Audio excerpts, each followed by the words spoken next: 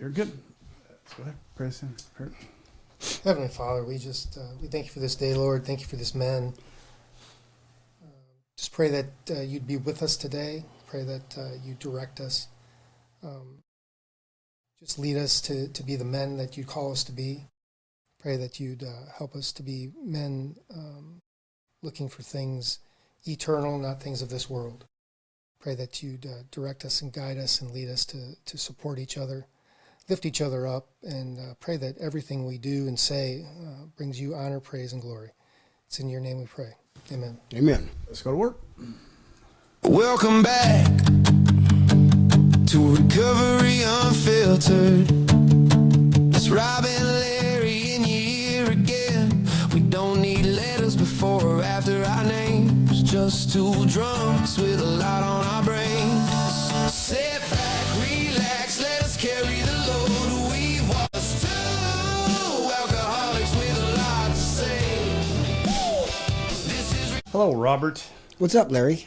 I will not cuss at you like you did at me, but you're going to get your ass chewed out by your wife, which I love. Thank you, Katie. Here's the thing.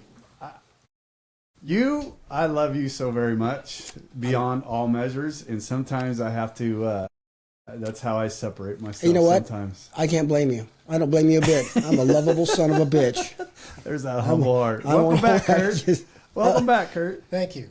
Kurt loves me too. Don't kid yourself. Yes, absolutely. I think we very well established that in last week's episode that the love affair, not a love affair, I shouldn't say affair, but the mutual love that you two have for each other is incredible. And you know, I think Brad and I talked about this one time, is we've never been able to say I love you to another man like we do now, right? Oh, yeah. I've never been able to, when I talk to you guys, I typically always say I love you before I hang up, and I mean it. And there was a time when Katie was describing, one thing she appreciated was not, your sobriety but the fellowship of men that you had, and to hear her husband tell another man that, she was tearing up when she said, to hear her husband tell another man that he loves him and mean it, what a great change, what an amazing, It used to, at first it made me uncomfortable, I think, to say it.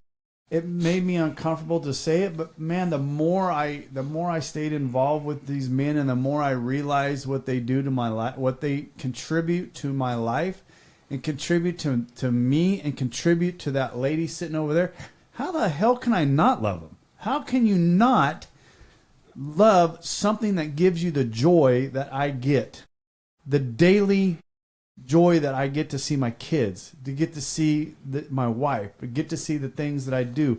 And why do I get to see these things? Is because I got sober. God gave me the ability to be sober. God put me in the rooms with these men, and I get that every day. And how do I not love that? How do you not? And there's that double-edged sword, like when right when my cancer treatment had started, it wasn't bad. The floor was getting done. Jason Ryan came over, and that guy can do anything. He can fix anything. He looks just like me too. He's handsome, but he put my bathroom in for me. One, because we were getting it started, and it was one less thing for Barney to not worry about. And he did all that, and because I can't do it. And I've always looked, those, and I'm not beholden to anybody. I've usually done more for people in my life than they've ever done for me, and I like it that way because it's a pride and ego thing. It absolutely, you don't ask for help, and I've struggled with that. And I've always looked for the opportunity to kind of pay back. And there was coming a time in September coming up, like 2 years ago, Jason was going to get his roof done. So, man, he was going to have some of the boys come over. I get to pay that back. And then that didn't happen because another miracle of God. Bless. It was amazing. I'll share the story afterwards. I don't want to.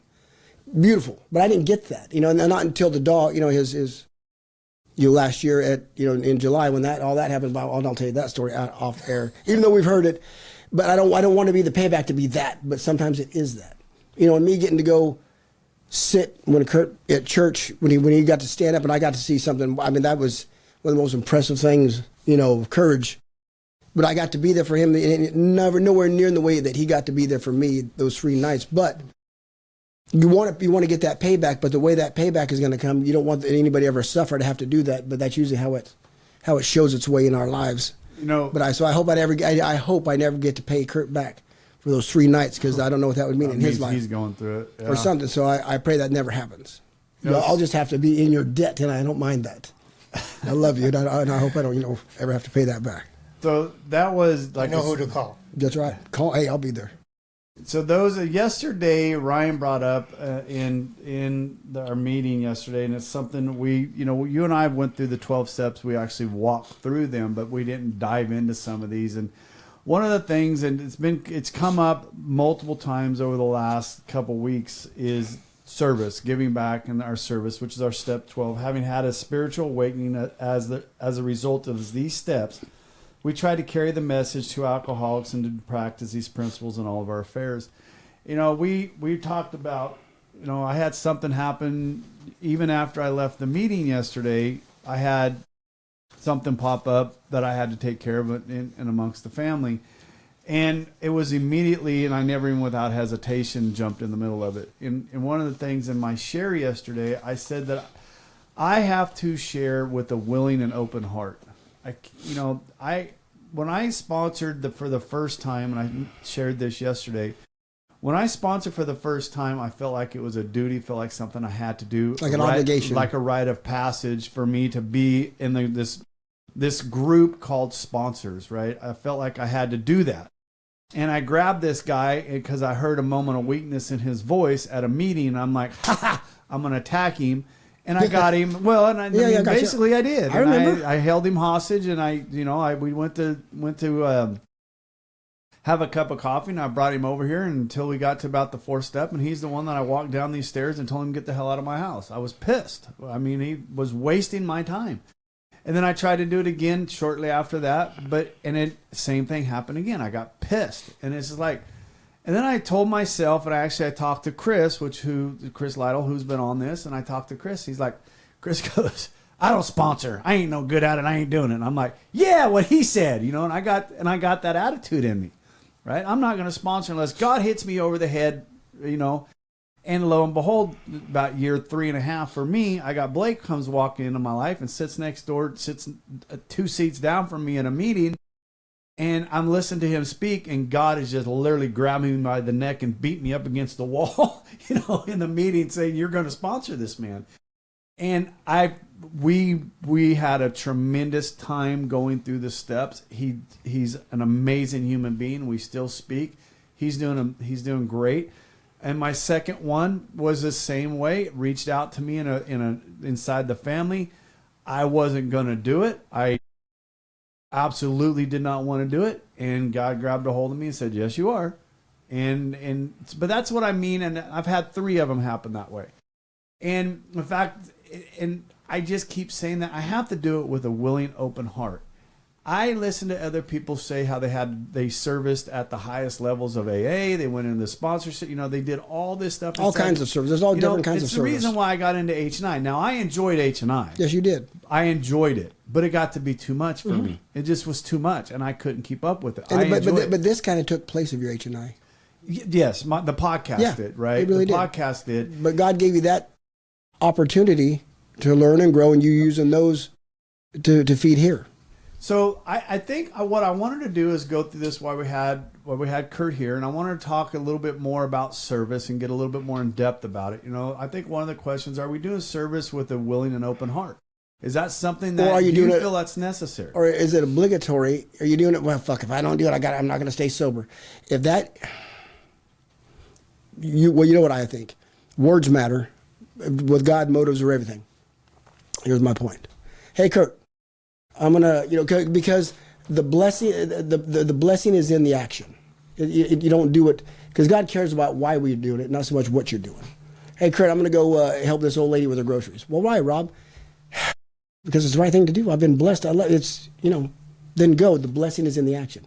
Hey, Larry, I'm gonna go help this old lady with her groceries. Why, Rob? Fuck. If I don't, I know I'm gonna feel guilty. I know it's the right thing to do. Then God would tell me, son, don't do it. Then let someone else go help her.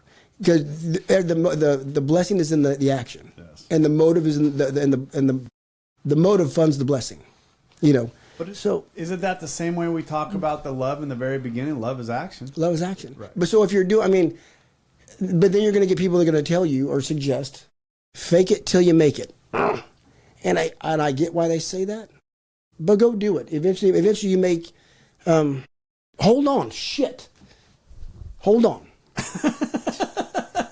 Something happened. Okay, my little Marine that I've been sponsoring, Mike, Right. going back out, right? So here's he's going to be at Monday, because I told him. He ain't little, by the way, but go ahead. Anyway, he said, this is what he just texted me today. He goes, you told me a couple years ago that I had to, you told me a couple years ago that I had to continue to go to the meetings until I wanted to go to them.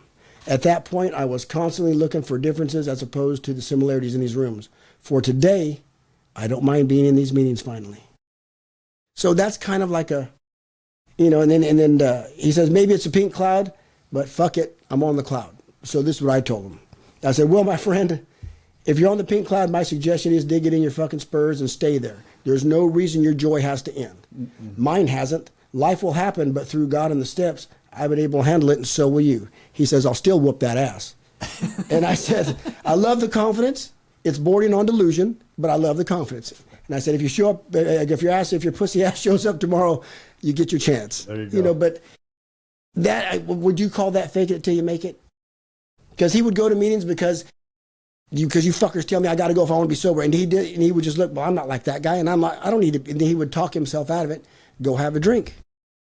Now he's finally been beaten up. He's beaten himself into willingness through many, many treatment centers. And now he's like, I want to be here. He's just going and going until now he finally wants to be there. He would just force himself to go. Is that fake it till you make it? I don't know. But I know he's at a good spot. And we all know, okay, he's looking for similarities now. So he's bought into he's bought into the Kool-Aid. Yeah, I mean, fake it till you make it, or meeting makers make it, or 90 and 90. I think the idea behind that is that sooner or later, you're going to catch what we got. Hopefully, yeah. Right. Right. And then the output of that will be our motives change. Your willingness will catch up to your attendance. Yeah. But we also had somebody on here, if you remember right, we had somebody on here that came back and said he caught a resentment because he felt like he was being forced to sit in these rooms of AA, and he caught a resentment towards AA because he sat there for 90 days. He did the 90 and 90, and at the end of the 90 and 90, he's like, I don't want to go to another fucking meeting. Sick of it. So, I mean, he never caught it. Well, he caught a resentment. Kind of what he did, because he knew because everybody told him if you want to be sure, you have to be there. But he was just going there thinking he was going to get this by osmosis. Right. That some miracle was going to strike him. Well, I think then he's 120 and 120. Yeah. Or 180 and 180. He didn't get enough yet. Or nobody in the rooms reached out to him. Well, and that's actually what happened though. Once we dug into that, yeah. He was. I'm trying to remember. I know who it is. I just don't remember what episode it was. But that's eventually what got him there. Is that he just wasn't getting anywhere, and nobody was reaching out to him. Which is dumbfounding, considering the fellowships that we go to. Right. Primary purpose.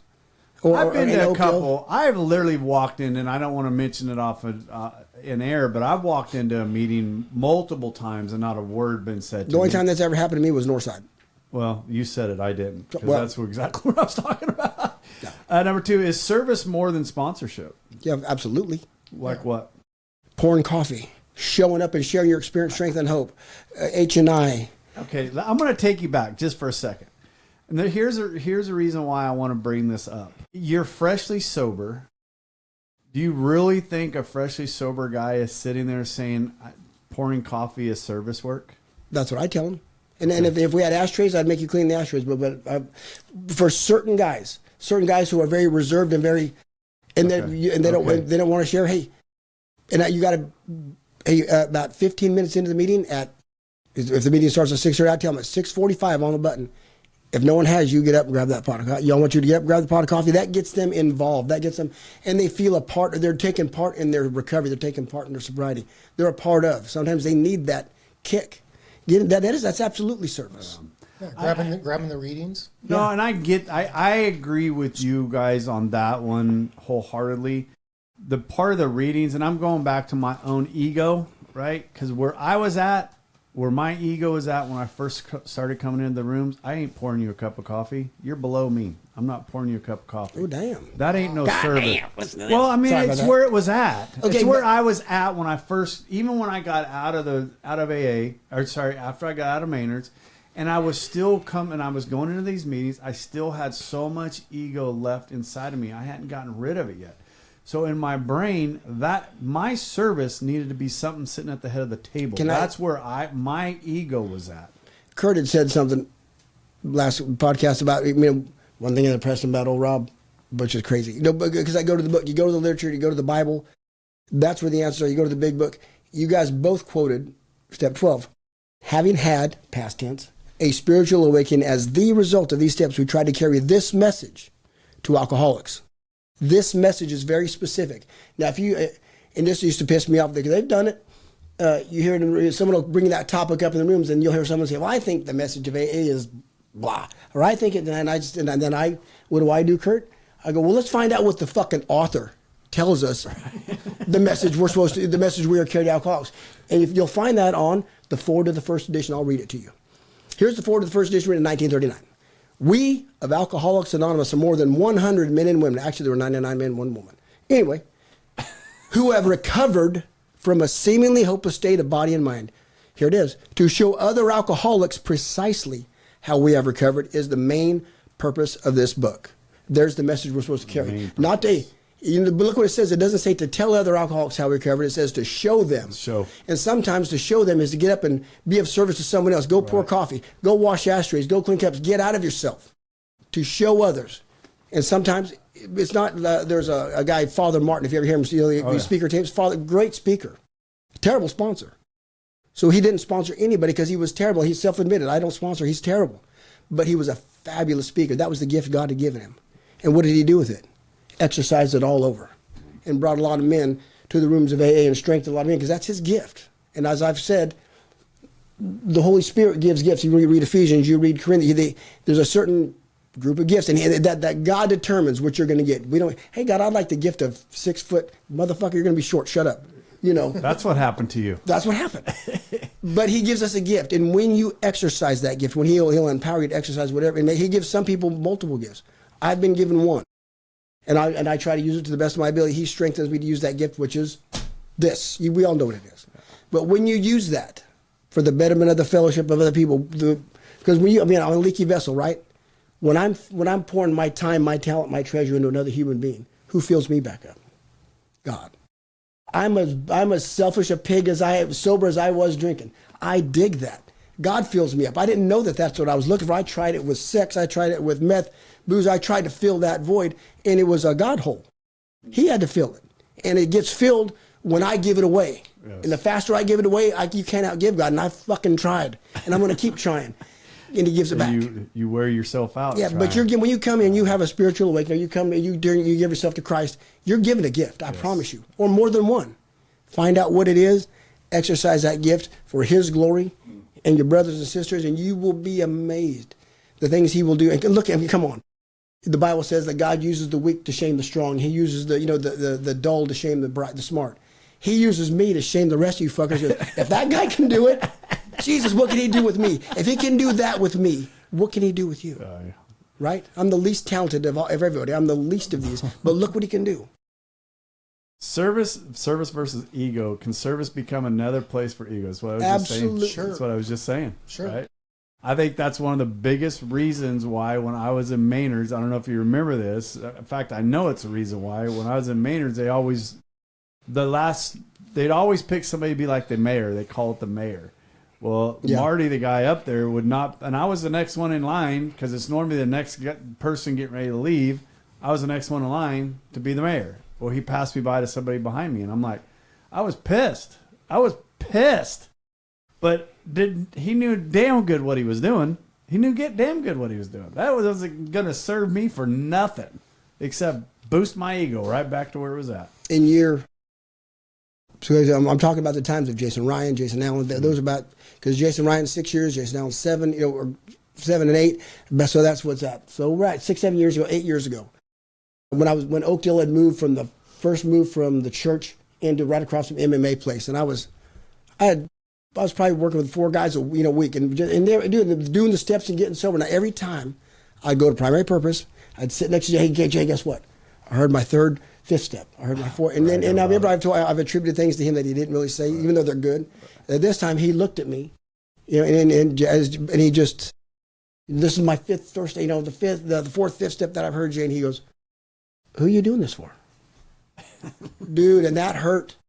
That hurt because he's right. Who am I doing it for? He got you. Okay, I'm going back to my sponsor. I want a pat on the back for doing what you're supposed to do. Imagine, it can get you. It can. Who are you doing it for? Who are you doing it for? Look at me, look at me, look at me. I have to catch myself doing that. I do. Like I said, my ego is out of control sometimes. I have to keep it in check pretty good. Service when it's inconvenient. It's always inconvenient. It's easy to help when you have nothing else going on. It's always inconvenient. Right. It's got to cost you something. It should. Anyway, it does. What is the most valuable thing we possess of God? The things that God gives us, our time, our talent, it's finite. We don't know when, and we don't know when our last moment is. I can tell you this, and I said this yesterday in the meeting. Thursday was my granddaughter's birthday here. I'd been traveling, been gone for 3 days, exhausted, tired, in 116 down in high humidity. I got home late on Wednesday night, 12 o'clock, went right back to work, blah, blah, blah, blah, right? I had about 2 hours that I was going to be able to lay down for a little while before everybody started showing up. I got a phone call or a text asking if I was home from a sponsee. And I'm like, I looked at that phone and I'm like, yes, I am home. Absolutely. And he said, do you mind if I come by? Yes, please come by. Absolutely. It's fun as he shows up. We sit here, we have great conversations, and then my grandbabies start coming in, and my grandbabies go and give him a hug, right? And I know that just brightened his day.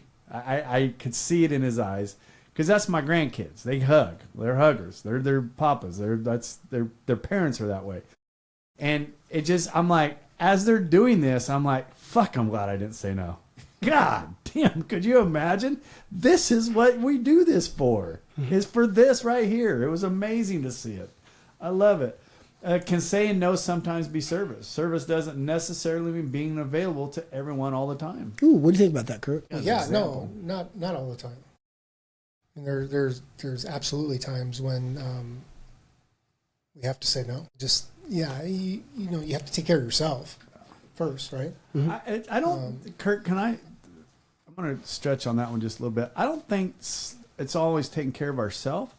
I think sometimes, and he's going to know exactly what I'm talking about, I think sometimes we can give too much to somebody and then they start to depend on what you have to say. Sometimes we need to say no.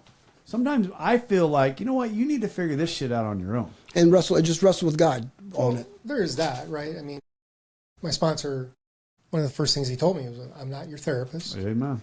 I'm not your doctor. I'm not your banker. I'm not your attorney. I'm not your banker, right? I'm a guy that's gone through the steps. And I'll show you what I learned. I'll tell you. I'll suggest that you do what I did. Right? So there is a line where service is not telling somebody what to do with their medication. Right. Service is not providing marital advice. Service is not telling them how to raise their children. I mean. The other thing is when they call and say, I'm going to go to the bathroom now. I'm going to walk outside.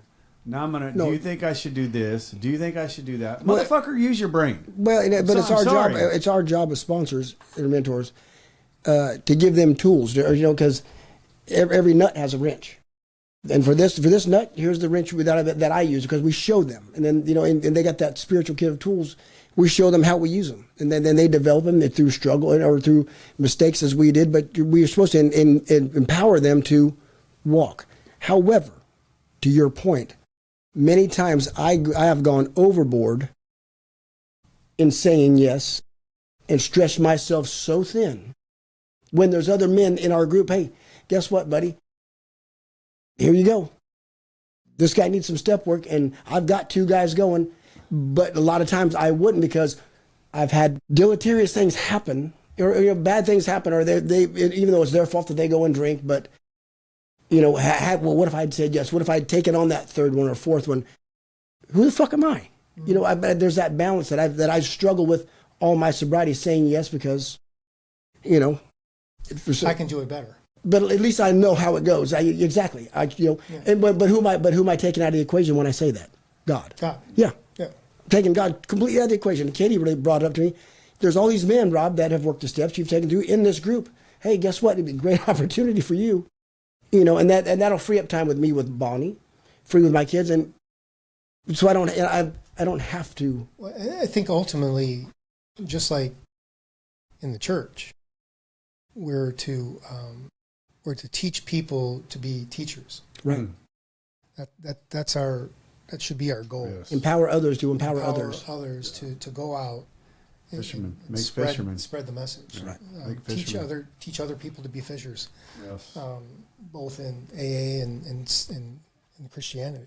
And trust that God will. You know, that's where I failed. Obviously, when I would take too much, because I know how I do it.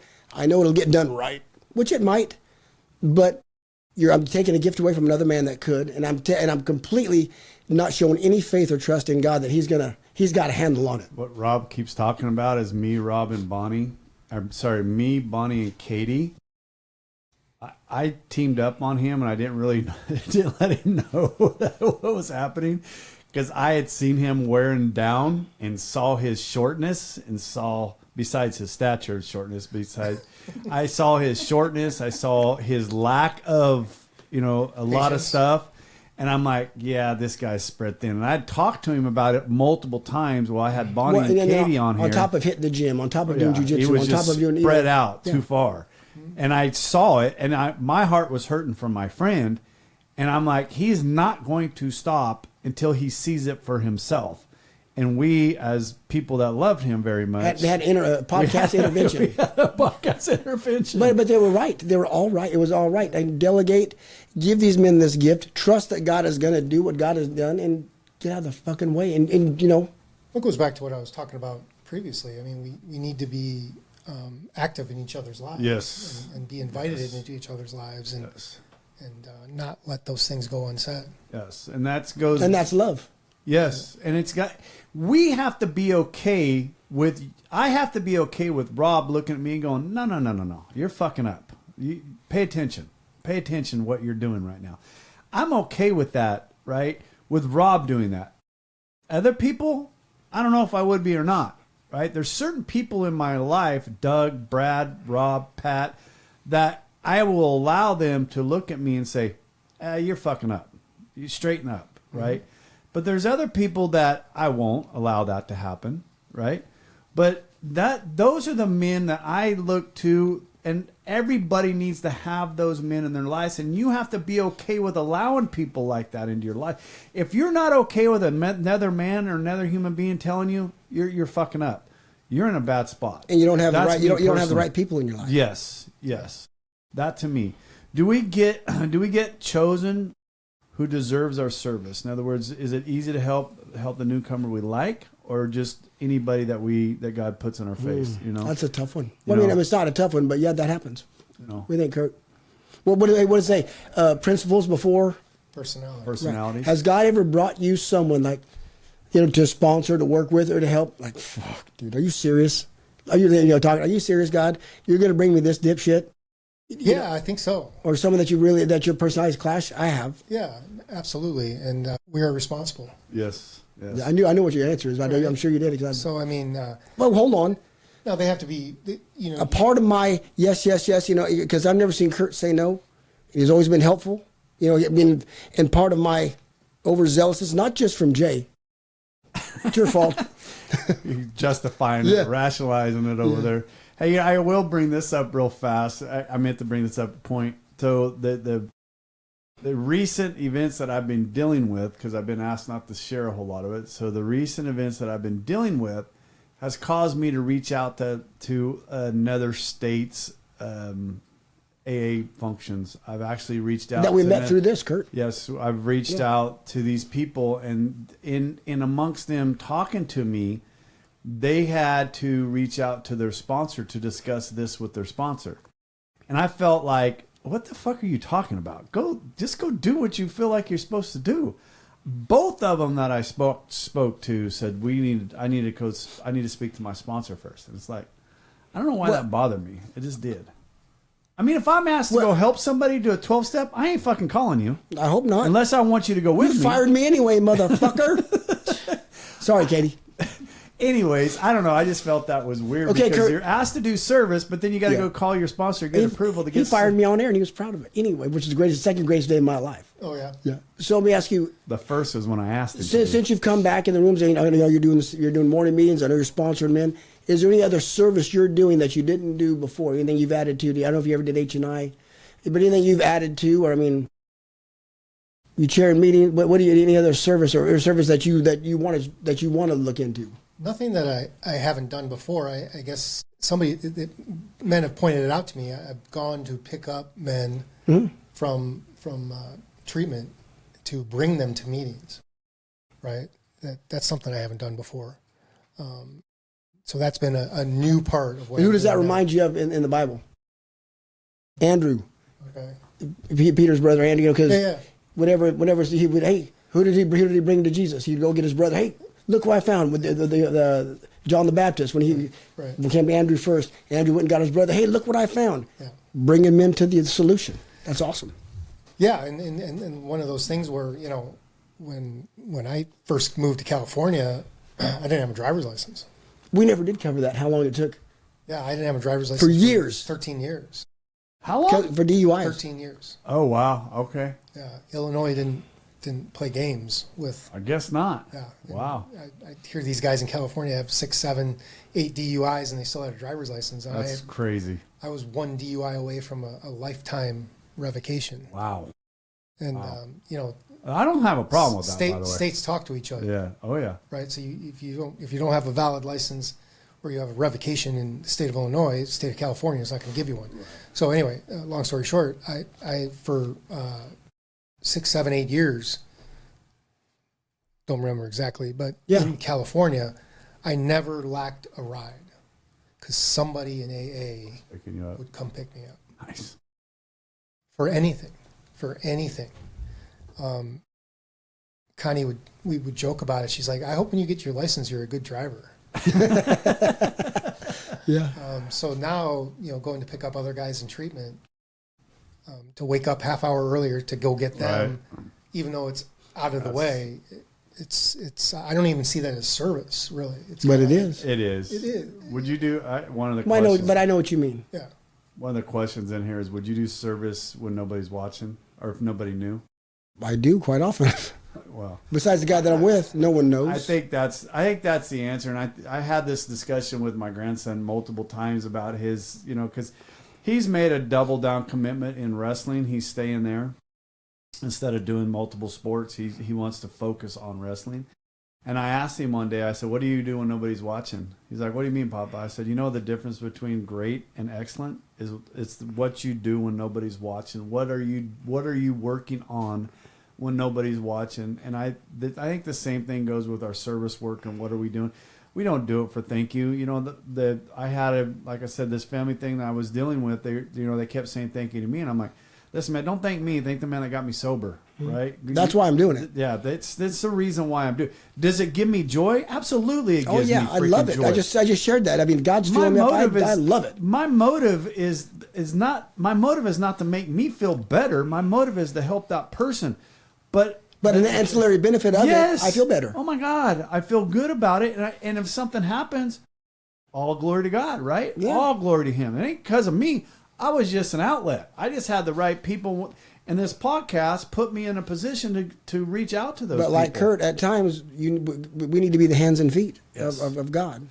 Nothing. But then you're in the situation where I want to share that example with somebody, but then I'm telling them of the good thing I did. Oh yeah. No, I'm not going to tell them. And it goes back to the $100 bill that I picked up on the street in San Diego. I walking down the street, I found a $100 bill just sitting on the ground, and I'm looking at it going, I'm looking around for the camera. I'm literally looking around for the camera, and I'm looking around. I'm like, huh. And I kick it a little bit, thinking there's a string on it. I'm like, huh. So I bend down and I pick it up, and I'm like, I look at it. I'm like, it's not counterfeit. So I walk on down to my hotel room, and at the front was the the valet. I said, hey, I just found this $100 bill up the street there. I have no idea, but if somebody comes looking for it, here it is.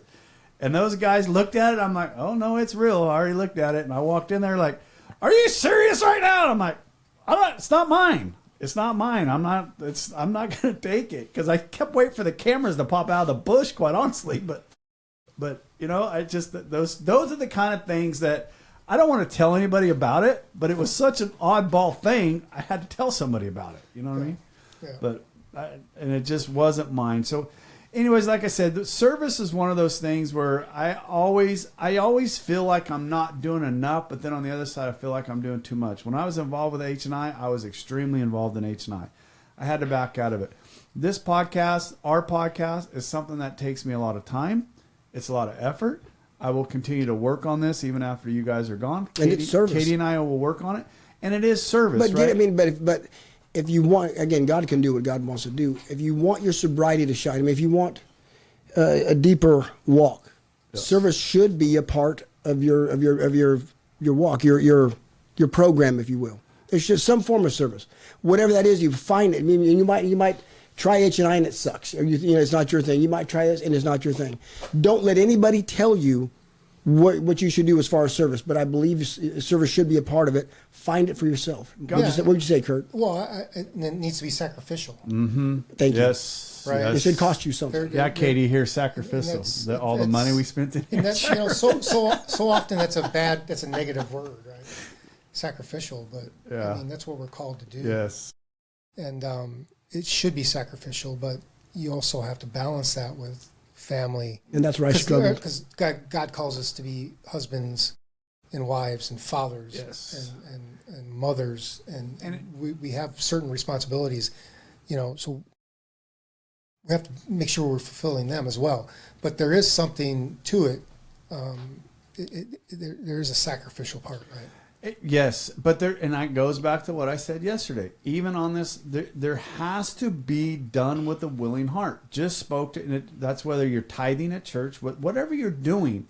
If you're not giving with a willing heart, no matter what you're doing, to me, sacrificial and willing aren't. It's hard to use them in the same sentence.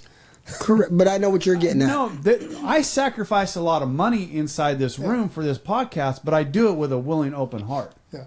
It's been... Well, and again, if I'm going to another man's house, like, motherfucker, begrudgingly, yes, not with a willing heart, I got to go do this again. Well, if I don't do it, I'm not going to stay sober because this is part of service.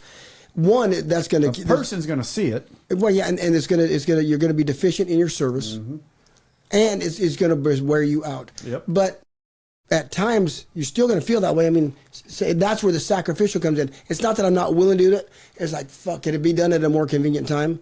God's like, no. Do it right now. It should cost you something. Yep. And if your heart's still good, because I can't. I mean, times I've done it, and he tells me no, fuck off. We're called to suffer. Yeah. The Lord just gave me, because I'm just tired. I've worked 12 hours. I hit the gym, and I'm going to do step work at 10 o'clock at night, like I did last week, and I got to get up at 3 a.m. I'm like, dude, Lord, just give me the strength to get here, some wisdom. And he says no, because you're driving right now. If I give it to you now, you're going to waste that energy. You'll get it when you need it, you little prick. So go be of service. And I want to do it, but yes, I'm tired. Yeah. But I've never not left in the book, in with God, and just be on fire. Bonnie can't stand it when I do step work at night, because I come home, hey, guess what? And you're just excited and talking about God, because now she's getting in Scripture, and we're doing a Bible study on Sunday nights, which that took away. So it's awesome. It's awesome. I've never not felt better. There can be times when it doesn't. You don't have a willing heart, but the willing heart will come. It will come. So fake it till you make it. Well, like I said, just kidding. Text that I got the other day. No, but you're absolutely right. Absolutely right. The text that I got the other day. Are you home? And I knew exactly. I did not have no willing heart. I had no willing heart. But when he got here, I had an open, willing heart. But you must have, because you still said yes. Oh yeah, no, I did, because I knew it was something that I had. It was the right thing to do. Yeah.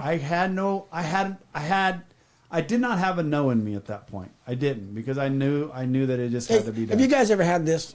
So someone will call you out of the blue. You haven't heard from. Hey, so and so, would you come in? I'm going to be at Primary Purpose tonight. Would you come to meet? And I haven't been to Primary Purpose this is years ago. This happens throughout time, and you just know this is a God thing. So I'm going to go to this meeting because I know God's going to have a special word for me. Someone's going to say something that I'm going to need. I know where and you this get is there, going. And you're like, okay. Where's it at? And nothing happens. It's just a fucking meeting, just a regular meeting. Like, and you're driving, the first time it ever happened, maybe year 3 or 4, I'm driving home like, what the fuck was that about? Sorry, Katie, about the F words. I put where's the F jar? Where's the F jar? What was that about? Yeah. It was God. It was God just asking, are you going to be obedient? Are you going to go? Regardless of what you may or may not get out of it, are you still going to go? We're called to be obedient. Yeah. And then that's just a test for me that I think. And the other thing is maybe it wasn't all about you. Exactly. He was using you to impact somebody else. Somebody else left that meeting feeling different because of something you said that they wouldn't have gotten had you not shown up.